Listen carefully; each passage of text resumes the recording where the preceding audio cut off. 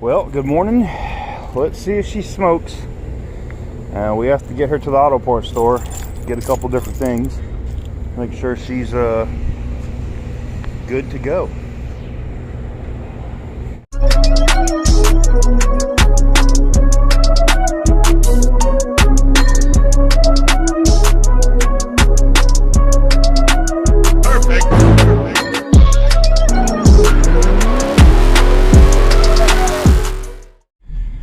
Remember last night, guys, we had no oil pressure. Now the oil pressure seems to be up. It tells me that it's the oil sending, the sending unit, which is a common failure on these. So, yay, that's a positive. That makes me a little happy. Oh, now we're gonna go in and get some Lucas and a couple other things to make sure she's good and see if we can quiet down these lifters. All right, guys, oil stabilizer, so to speak, acquired. But now what we're going to go do is go get this thing a much needed oil change. I'm sure it hasn't had one in a while. First expense I'm ever doing with a car. We're going to get the oil changed. But the oil pressure sending unit seems to be working now, even though it's jumping. And it's doing that with the ticking. Now, one of the thing that this car is known for is catastrophic oil loss, like when those sensors blow out of the block. I'm hoping that's not going to happen with this one. I'm probably going to go ahead and replace them with the updated ones that actually have an accurate gauge. So the gauge works. It's just because it's going with the engine and the tap. I can hear the tap, tap, tap, tap, tap, tap, tap, tap, and even the see. So we'll probably upgrade the sending unit on it and we'll be okay. But right now, I'm gonna roll these windows down because it's starting to get hot. And we're gonna head to oil change spot and get the oil changed.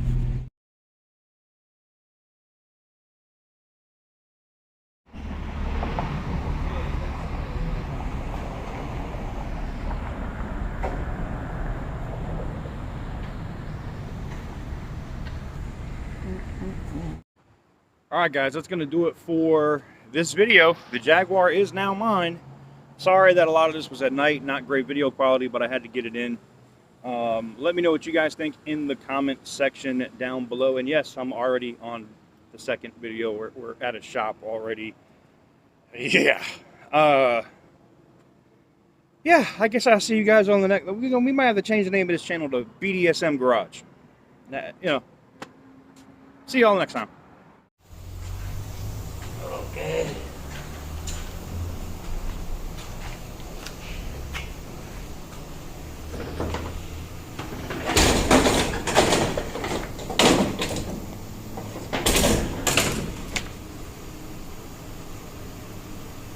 Okay, you can come down here. All right. Okay, this was leaking. I cannot wash it. Yep. I clean them up. Okay. Sure. But if you got this side, you can separate. Yeah. Looks like this line right here. Oh, the cooler lines for the transmission. Right yeah. No, this for the motor. See, Oh, is it? Is it oil line? Goes to the motor. Yes. Oh, yeah. I have a cooling. Okay. It goes to the front to the cooling. Okay. But this one, see this one right here? This Yeah. my finger? Yep. That one looks like it was dripping. Ah. I spray some brake cleaner to clean it. That's why you don't see it Too much? Yes. You think this plug is good too, or no? It gets kind of good. Good? Okay. That's no problem. Just like the dripping is from this hose right there. Right, from that The hose. second one. Looks good. The second one right there. Yeah. Yes. Okay.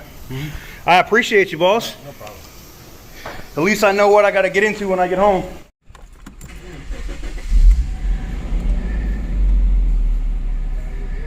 All right, guys, 20W50 oil change is now done. Man, the camera seems like foggy. I'm sorry, guys. I think we're good here. I don't know if I'm supposed to go this way or not.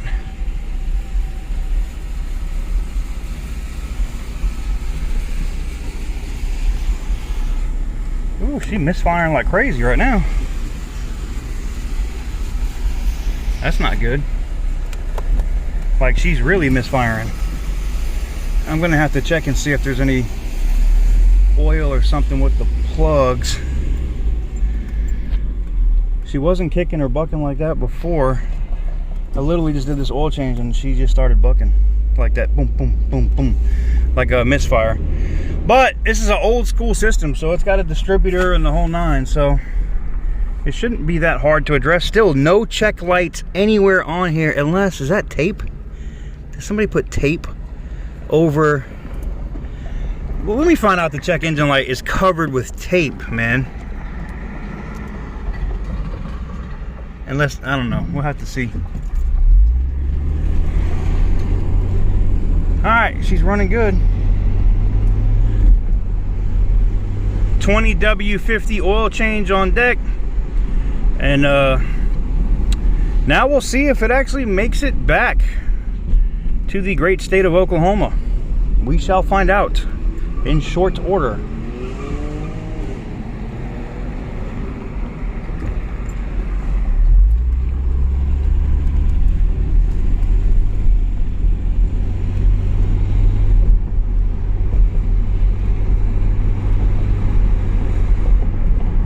She's literally just boom, boom, boom, boom, boom, boom, boom. I'm gonna check the plug wires in a minute. When we get back, I'm gonna open the hood, make sure all the plug wires are good.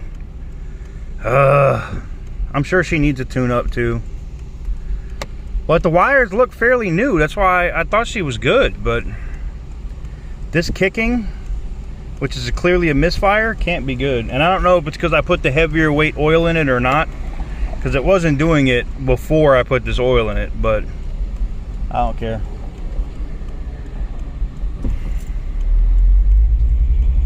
Ooh, wow, yeah, she really struggled when I gave her gas that time. She's definitely misfiring. I'm gonna have to open the hood and take a look at these plugs and whatnot. Damn it.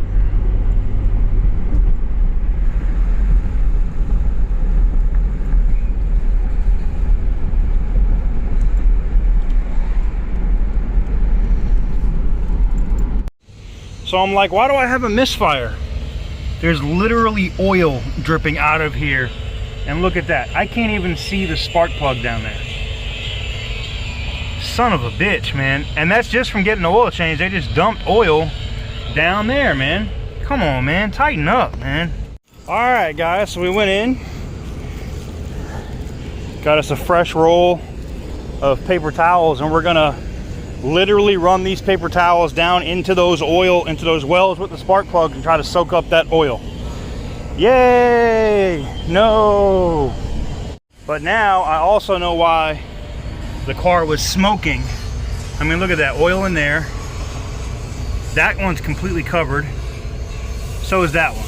I mean, I'm sure it's gonna be a bitch, but I'm gonna try to soak up most of it. And look, here's the thing. These back ones don't have any issue. It's literally somebody was filling the oil up one time and they spilled some in the well and it went down in there, more than likely.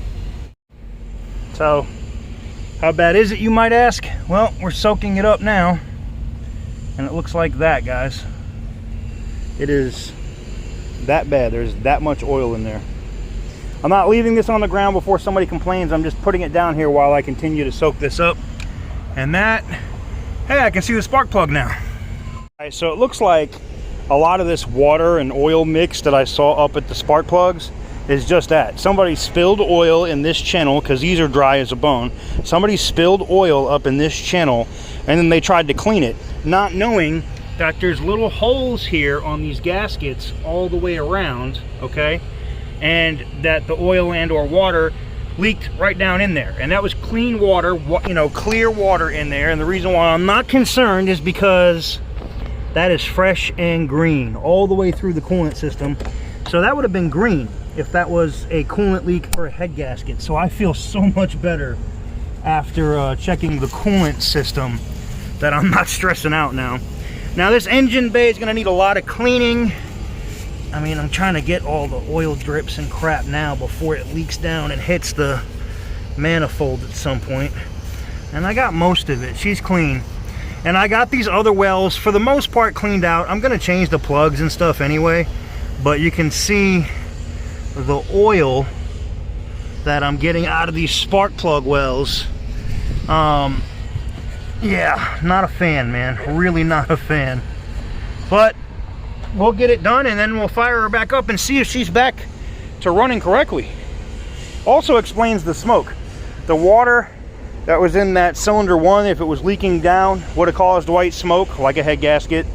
And all of that oil over those first 4 cylinders, of course, would cause it to smoke. Guys, I got it reassembled back together. Let's see if it misfires.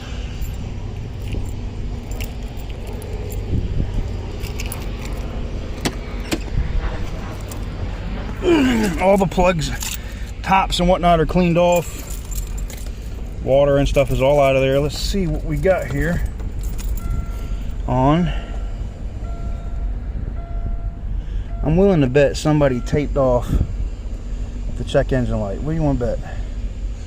I'm willing to bet money somebody taped off. They did. Check engine light. They tape. How do you tape off the parking brake and the check engine light? You gotta be kidding me, man. And there's the transmission light. That's cool.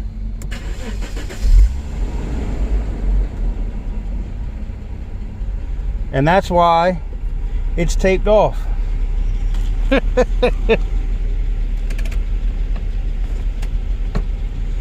So the parking brake light is on probably because of a sensor, but the check engine light is also on. And I wonder why the check engine light is on. That's ridiculous. Wow.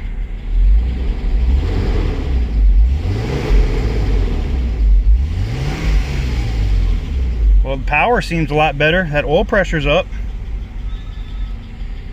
Huh. Well, not happy about that parking brake light or that check engine light, but I can see why somebody probably taped it because they didn't want to see the damn light glowing in their face at nighttime. But yeah, I'm gonna have to hit the previous owner up and be like, yo bro, why did you tape off the damn check engine light? That's crazy, man. All right, the next thing I got to do to address on this is the air conditioning. We're gonna go see if we can get some 134A and see if she holds pressure. So let's go do that. All right, we're back. And what I'm gonna do now is I'm gonna turn the AC on. Okay. And we want it on high. There we go. We got the AC refrigerant right here. We're gonna go over there and we're gonna try to revive this AC system. Let's see. All right, guys, guess what? We got cold air coming out of there. Now I'm gonna put some more in here. You know, we're a little bit in the green, but I want to have that up near the right before the red. You can see the compressor is turning. It's not locked. Now I'm going to shut it off and see if it stops. So upon turning it off, compressor stops. Fire it back up. Make sure she clicks hard.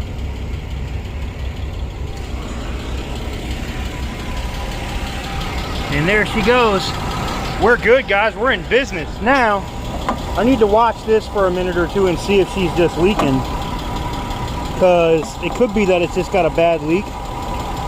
But it doesn't look like it. It's holding. But we're going to fill this thing back up and we'll come back. And I'm excited to have some cold AC. Now this valve did get stuck when I took it off. She was immediately spraying out. But she's nice and cold now. And I think the O-ring in there will hold me up for now until I can replace that Schrader valve. Jaguar repair 101, baby. We now have air conditioning, which is a positive thing for me. I have to have it. The AC is nice and cold. I mean ice cold. Now there's little pieces of foam and stuff coming out of the system. Woo. But the fact that I have cold AC is an automatic thing. And now, you know, driving this thing back up to Oklahoma shouldn't be an issue. And depending on how she drives on the way to Oklahoma will determine whether or not I want to be ballsy enough to try and drive this thing all the way out to Las Vegas. We shall see. Our steering pump feels nice. I mean, this car is actually doing pretty decent. I mean, it's just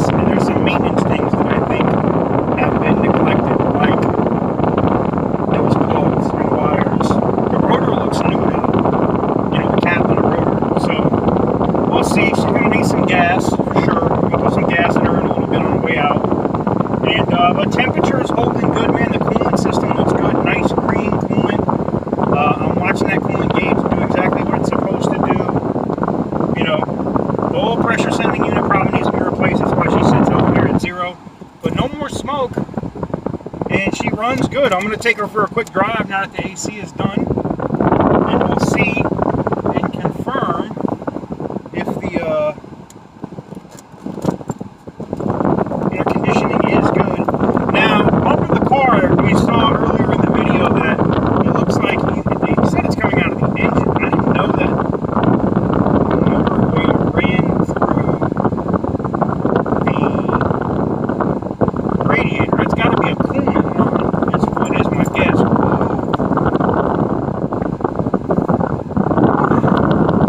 The FedEx guy was trying to retire early, huh? But look, no more misfire, no kicks. She's running.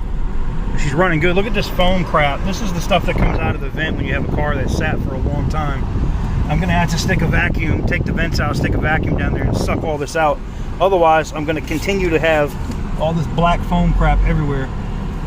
Oh man. You turned it in here? All right, cool. We're gonna take her on a run up the road and down the road and see if she holds AC. Right now she's doing just fine.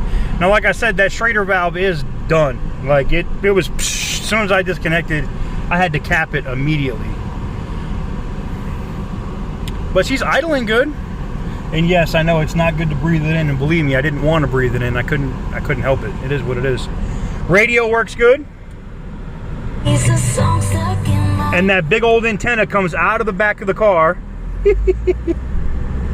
That big ass antenna comes out of the back of the car. That's hilarious. Oh, so there's a lot of things on this car that is commonly broken that is working correctly. So I'm happy about that. Yeah. Overall, I'm pretty happy with what I got here, man. You know, as long as her coolant level stays good and she can run good. I know the tires have a little bit of cracking on the front tires. I'm gonna have to replace those. But I'm 120 bucks into an oil change. I put 20 W50, which go ahead in the comments. Y'all gonna be, TK, that's too heavy, you can't do that. This car calls for 1050. Yes, I put a heavier weight in because, you know, it's not in a cold climate, but I want the heavier weight because this doesn't have seals on the valves up top, right? Which means at certain temperatures and at certain operating temperatures, like, you could get some oil into the combustion chamber, into the engine. It's a known thing with these 4.0s. Now, I don't know if this is new enough that it has the seals, because they started putting them in later. This is a 94, and I don't think it happened until the very end of this line, which was 95 and 96. So, yeah. Anywho's, we'll get her diagnosed and find out what that check engine light is. I'm betting you them spark plugs ain't in the best condition. What, you know, where they had water and oil sitting on them. So I'll probably have to replace those spark plugs at some point. I will probably have to change the wires, and I'll just do the rotor and cap anyway. And you know, we'll check this stuff. There's no oil leaks from the top. The valve cover gasket looks pretty damn solid as far as I can see. I don't see any oil leaks. You saw the engine compartment. She was fairly clean. Under the car, that's it. You know, the oil pan looked good. The oil pan wasn't, you saw the oil pan. It didn't look like crap. She looked fairly decent. So I think we did okay. I was really nervous about this last night when I saw the smoking, and then, you know, seeing this tape on here this morning covering the parking brake and the check engine light. That could just be a sensor down here for the parking brake. The check engine light's a little bit more concerning. It may turn itself off now that the car is firing appropriately. This is a 94, so I don't think it has OBD2, which means it's an older system. You can't really read stuff on a computer like you do on a car today. It's a different method.